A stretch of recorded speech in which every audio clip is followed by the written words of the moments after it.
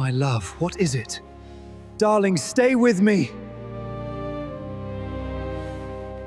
What is this? She collapsed the moment I said I do.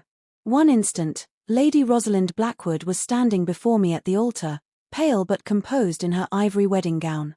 The next, her eyes rolled back, her knees buckled, and she crumpled to the marble floor of St. George's Cathedral while 300 guests gasped in unison. I caught her before her head struck the stone. "Get the physician," I commanded, lifting her limp form in my arms. "Clear the chapel. Everyone out." The chaos that followed was a blur, guests murmuring, servants rushing, the bishop attempting to restore order to a ceremony that had just become a catastrophe. I carried my unconscious bride to the vestry, laying her on the ancient oak table where priests prepared their vestments. "The smelling salts, Your Grace." My valet pressed the vial into my hand. I waved the salts beneath her nose, watching her face for any response. Her skin was paper white, her breathing shallow. She did not stir. "Her gloves are too tight." The physician's wife had followed us, her practical nature overriding propriety. "The seams are cutting into her wrist." "Help me remove them." I took Rosalind's left hand, working the pearl buttons that fastened her glove. The silk was exquisite, hand-embroidered with tiny flowers, clearly crafted for this day alone. As I peeled the fabric back, I noticed something wrong. The glove was lined. Not with silk or cotton, as gloves normally were, but with paper. Thin paper, carefully sewn into the seams, invisible to anyone who did not remove the glove entirely. I hesitated for only a moment before extracting the hidden page. The letter was written in a feminine hand, the ink slightly faded, the creases suggesting it had been folded and refolded many times. "My darling Rosalind. If you are reading this, then I am dead and you are being forced into marriage against your will. You must understand everything your uncle has told you is a lie. Your father did not die of fever. Your mother did not die in childbirth. They were murdered, and your uncle is responsible. The documents proving this are hidden in the place where we used to catch fireflies, you will remember. Your father's solicitor, Mr. Pemberton in Edinburgh, has a copy as well. Do not marry the Duke. He may be innocent, but he may also be part of your uncle's scheme. Trust no one until you have the truth. I love you more than my life. Your grandmother."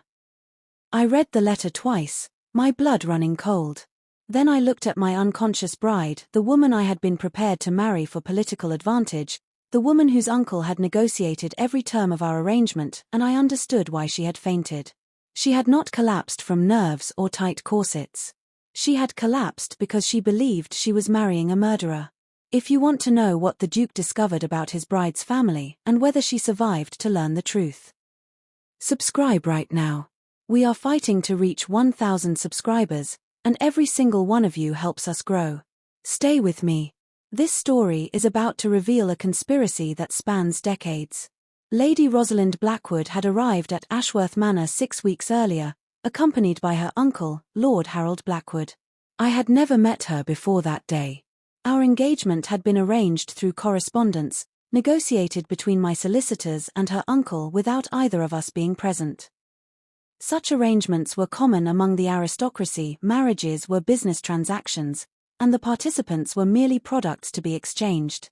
I had agreed to the match because Rosalind came with significant lands in the north that bordered my own estates. She had agreed, I assumed, because marrying a duke elevated her position beyond anything her modest fortune could have achieved. But something had been wrong from the beginning. She was beautiful, that much I had noticed immediately. Dark hair, grey eyes, features that might have been described as delicate if not for the stubborn set of her jaw. She moved through my home like a ghost, present but not engaged, speaking when spoken to but volunteering nothing. I had attributed her reserve to the awkwardness of marrying a stranger. I had given her space, assuming that warmth would develop over time. Now, holding her grandmother's letter, I understood differently. She had been terrified. Not of marriage itself, but of me. Of what she believed I represented. "She is waking, Your Grace." The physician's words drew me back to the present. Rosalind's eyelids were fluttering, her breathing deepening as consciousness returned. "Everyone out," I said. I need to speak with my wife alone. The physician hesitated. Your Grace, she requires medical attention. She requires privacy. Wait outside. I will call if I need you. When the room was empty, I pulled a chair beside the table where Rosalind lay. Her eyes opened fully, focused on the ceiling, then slowly tracked to my face. Terror flooded her expression. Do not be afraid, I said quietly. I found the letter. If anything, her fear intensified. I have read it, I continued. I know what your grandmother wrote. I know you believe I may be complicit in your parents' deaths. She tried to sit up, failed, tried again. I did not help her. I sensed that my touch would only heighten her panic. I need you to understand something, Lady Rosalind. I had never met your uncle before the negotiations for our marriage began. I had never heard of your family before your lands were mentioned as a potential acquisition.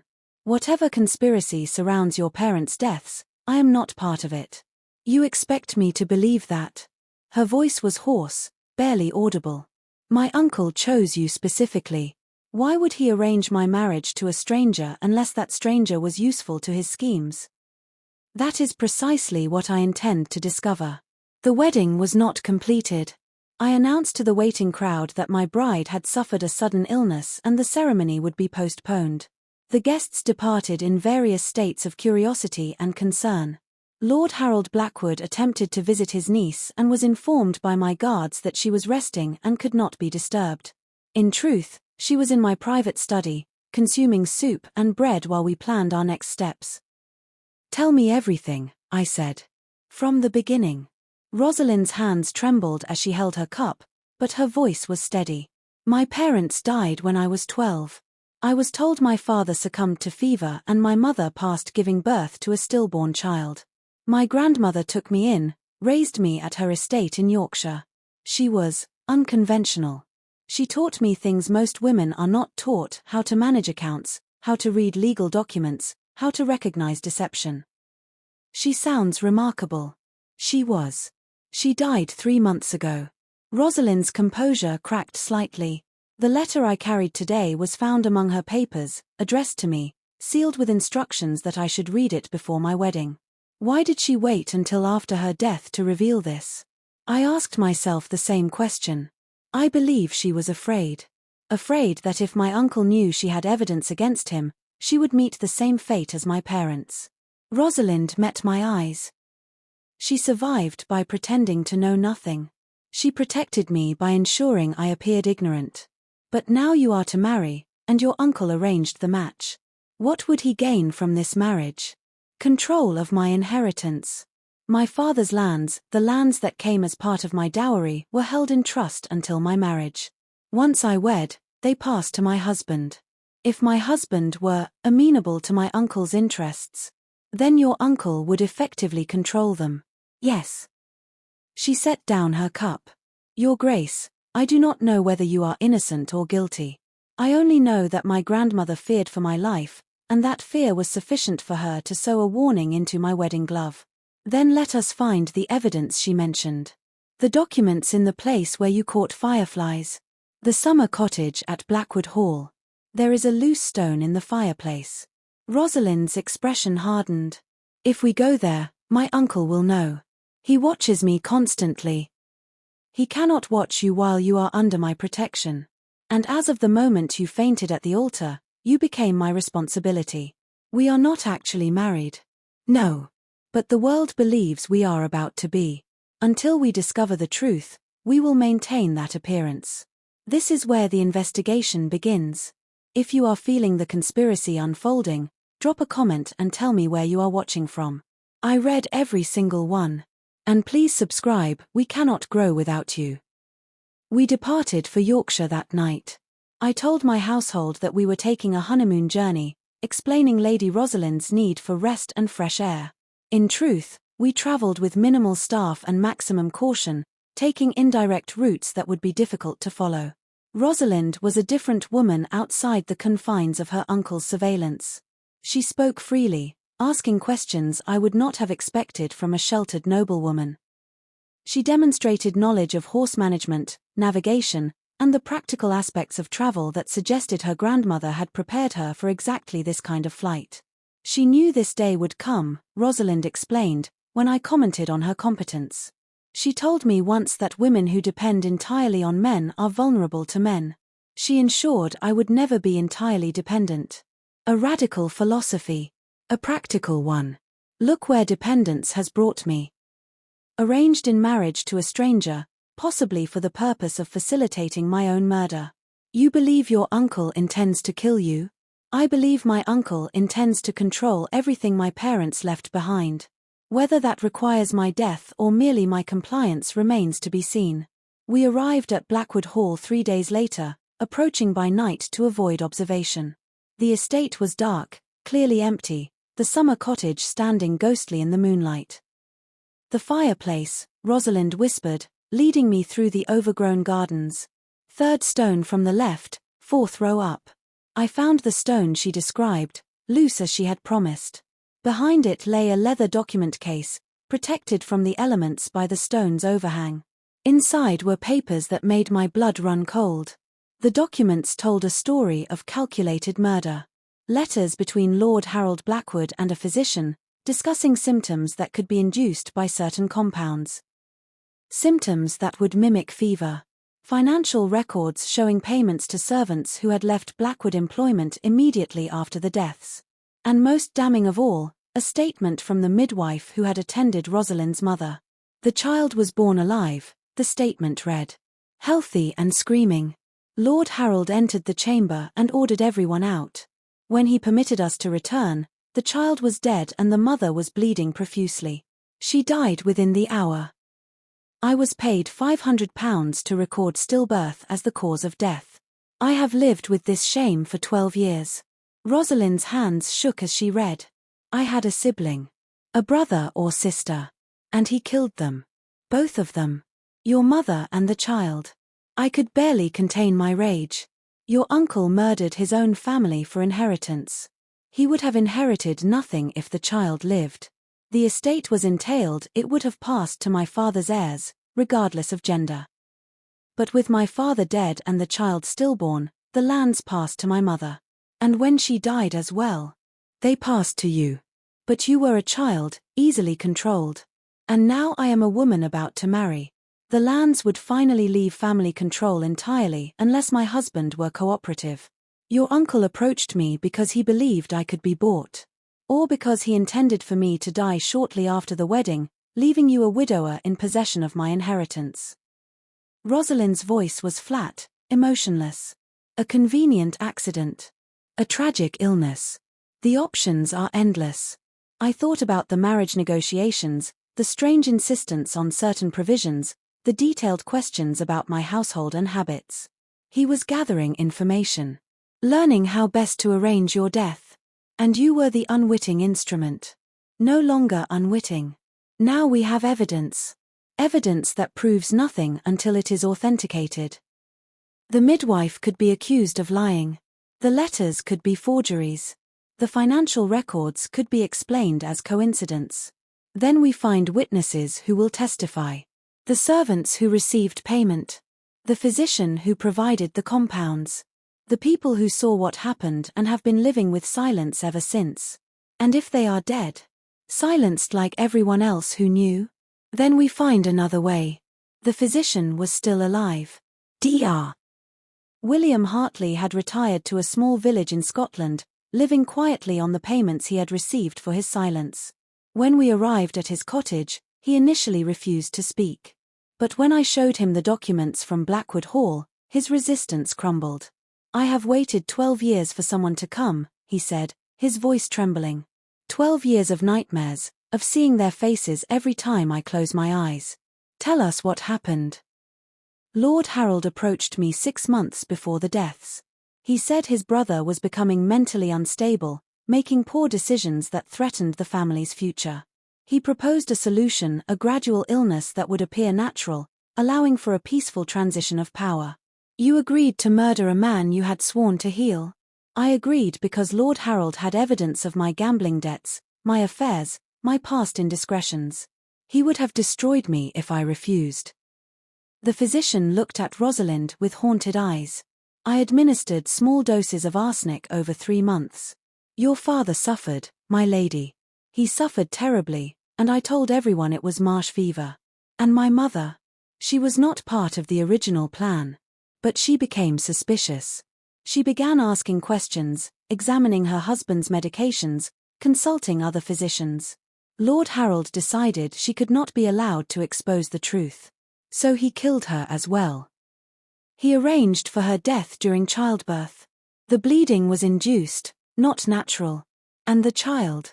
The physician closed his eyes. The child was smothered. I was not in the room when it happened, but I saw the marks on its neck when I examined the body. Rosalind made a sound of pure anguish. I will testify, the physician continued. I will confess everything in a court of law. Whatever punishment awaits me, it cannot be worse than the punishment I have inflicted on myself. Why now? Why agree after 12 years of silence? Because she came. He looked at Rosalind. Because I see her father's eyes in her face, and I cannot bear another day of pretending I did not help destroy her family. We gathered evidence for 3 weeks. The servants who had been bribed were traced through the financial records. Most had died or disappeared, but 2 remained, a former footman living in poverty in London, and a former lady's maid who had entered a convent out of guilt. Both agreed to testify. The footman had witnessed Lord Harold entering the nursery on the night of the child's death. The lady's maid had heard conversations between Lord Harold and his solicitor, discussing how to ensure Rosalind's inheritance remained under his control. He has been waiting, the maid explained. Waiting for her to reach marriageable age, waiting for the right opportunity. The Duke, begging your pardon, your grace, was chosen because his lands bordered hers. Once united, the estates would be worth more together than separately. And my death was planned from the beginning. I do not know the details. But I know he never intended for you to have a long marriage. We returned to London with our witnesses and our evidence. Lord Harold Blackwood had been searching for his niece since her disappearance from my estate, spreading rumors that she had suffered a nervous collapse and needed to be returned to family care. I had a different plan. We are building the case now. If you are feeling the weight of this conspiracy, share this story with someone who loves justice. Subscribe. Help us reach 1,000 subscribers. Every single one of you matters. The confrontation took place in the House of Lords. I had arranged for a special session, claiming urgent matters of justice that required immediate attention. Lord Harold arrived expecting a discussion of property disputes or political maneuvering. He found something else entirely. Lord Harold Blackwood, I announced, my voice carrying through the chamber. You stand accused of the murder of your brother, Viscount Thomas Blackwood, of the murder of your sister-in-law, Viscountess Elizabeth Blackwood, and of the murder of their infant child, whose name was never recorded because you ensured they would not live long enough to be christened. The chamber erupted. Lord Harold's face went white, then red, then white again. He attempted to speak, but his voice failed him. I have witnesses, I continued. The physician who administered poison at your instruction. The servants who watched you enter rooms where people died. The documents that prove financial motivation for every death. I held up the leather case. These papers were hidden by your mother, the late Dowager Viscountess, who knew what you had done and spent 12 years protecting her granddaughter from your schemes. This is preposterous, Lord Harold finally managed. This girl has clearly manipulated you with lies. This girl is your niece. The daughter of the brother you murdered. And she is now under my protection, which means any attempt to harm her will be answered with the full force of my position and resources. I demand to see these so-called witnesses. You will see them at your trial, which will commence in 3 days, by order of His Majesty, who has taken a personal interest in this matter. Lord Harold looked around the chamber, seeking allies, finding none. The evidence I had presented was too complete, too damning. Even his former supporters were distancing themselves. You will pay for this, he hissed at Rosalind, who stood beside me. You should have married quietly and died quietly, as I planned. I should have done many things, Rosalind replied. But I had a grandmother who taught me to fight. And a duke who chose truth over convenience. The trial lasted 5 days. Every witness testified. Every document was authenticated. Lord Harold's solicitor attempted to argue conspiracy and forgery, but the evidence was too consistent, too detailed, too supported by multiple independent sources. The physician wept as he described administering poison. The footman's hands shook as he recounted seeing Lord Harold emerge from the nursery with blood on his cuffs. The lady's maid's voice was steady as she repeated conversations that proved premeditation. Lord Harold was convicted of 3 counts of murder and 1 count of conspiracy. He was executed 2 weeks later. Rosalind did not attend the hanging. "I have spent too much of my life thinking about death," she told me, on the morning her uncle was to die. "I want to spend the rest of it thinking about living." What does living look like for you? I do not know yet. For so long, I was preparing to survive. I did not think about what came after. We were standing in the garden at Ashworth Manor, watching the sun rise over grounds that now belonged to both of us. The wedding had never been completed, but after everything we had been through, the legal formalities seemed almost irrelevant. "We could still marry," I said. "Not for political advantage, not because it was arranged. Because we choose to." "You would want that. After everything? I would want you." The woman who carried a letter in her glove because she refused to surrender without fighting. The woman who trusted me enough to investigate rather than flee. The woman who stood beside me in the House of Lords and faced the man who murdered her family. I fainted at the altar. You collapsed under the weight of 12 years of trauma suddenly crashing down upon you. That is not weakness. That is humanity. She turned to face me, and for the first time since I had met her, she smiled. "Then yes. I will marry you. Not because it was arranged, but because I choose it." We married 3 months later. The ceremony was private, just family and close friends, in the chapel at Ashworth Manor where generations of my ancestors had spoken their vows. Rosalind wore a simple gown with no gloves at all, her hands bare as she took mine. "I promise to see you clearly," I said, speaking vows we had written ourselves. "To trust you with truth, even when truth is painful. To stand beside you against whatever enemies arise, and to never assume I know what you are thinking without asking." "I promise to speak honestly," she replied. "To share my fears and my hopes, my doubts and my certainties. To build a partnership rather than a dependence. And to never hide letters in my gloves without telling you first." The guests laughed. I laughed too, though the memory of that moment at the altar, the discovery that had changed everything, remained vivid in my mind. We built a marriage on that foundation of crisis and investigation. Rosalind threw herself into managing the estates that were now rightfully hers, using her grandmother's teachings to restore lands that had been neglected during her uncle's control. I supported her efforts, providing resources and connections while respecting her autonomy. We had children, 3 daughters who were raised to be as formidable as their mother. Each one learned to read legal documents before they learned to embroider. Each one understood that marriage was a choice, not an obligation. Each one knew the full story of how their parents had come together. "Tell us again about the letter," they would beg, curled up by the fire on winter evenings. "Your grandmother sewed it into my glove," Rosalind would begin. Because she knew that even from beyond the grave, she had to protect me. She gave me the truth, and the truth set me free. "And Father found it when you fainted. Father found it. And instead of ignoring it, instead of protecting his own position, he chose to investigate. He chose justice over convenience. Because he loved you. Because he became the kind of man who could love me. Love built on lies would have crumbled. Love built on truth endured." 20 years after I caught my fainting bride at the altar, I found myself attending another wedding. Our eldest daughter was marrying a young baron she had chosen herself, a man who had passed every test Rosalind and I had devised to ensure he was worthy.